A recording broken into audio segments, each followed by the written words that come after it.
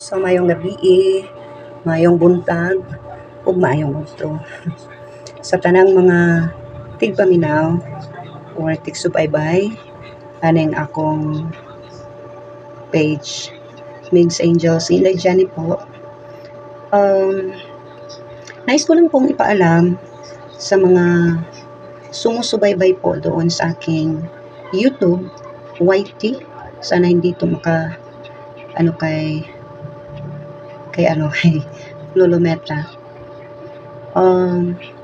Yung dalawa ko pong YT na Migs Angels, which is monetize siyang channel, at saka yung Inday Jenny is ngayon is na demonetize because dahil po sa Migs Angels na channel. Kasi ganito po ang nangyari. Ang Migs Angels at saka yung Inday Jenny is iisa lang po yung license nila. Kung baga, dalawa ang YouTube, dalawa ang YT, iisa ang license, at saka pero both silang nag-earn ng datong. So, ang nangyari, unang na-demo ang Migs Angels because nagkasala siya. Hindi ko na binasa po yung ko. So it's a long story. Isa sa mga rason din is hindi na po ako doon nag-upload kasi na-busy na po. At naapektuhan kamakailan or kahapon lang. Nakareceive po ako ng email sa Inday na YT na you're no longer chorba.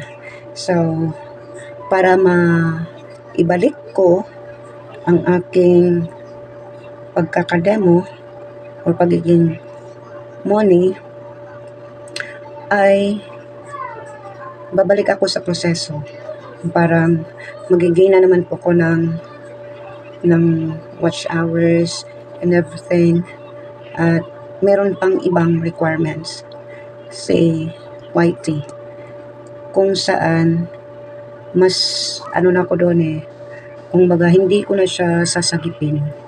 That is because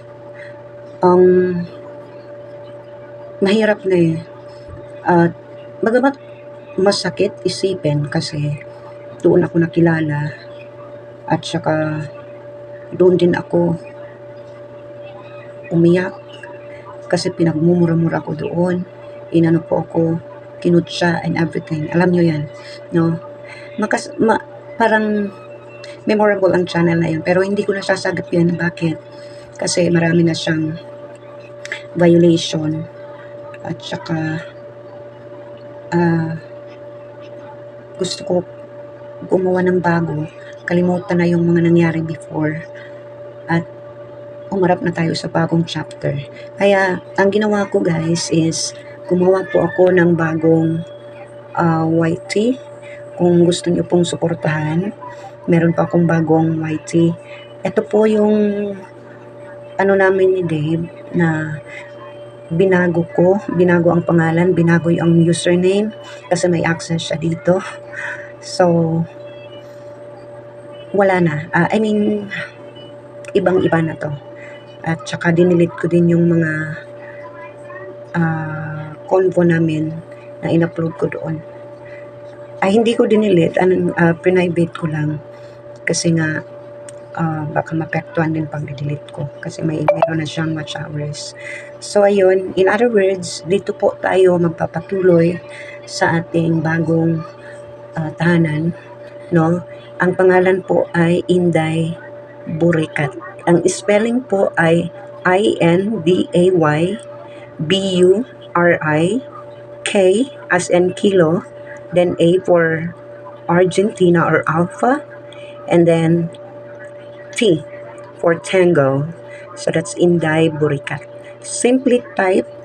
Kung gusto niyo po, searchable na po siya. Hindi kagaya nung dati na hindi siya searchable kasi nga doon sa username hindi siya pero ngayon searchable na po siya. Kung gusto niyo po akong supportahan sa aking journey sa bago ko pong tahanan, so suportahan niyo po ako. Yun lang ang gusto kong iparating po sa inyo. Maraming salamat po at magandang gabi.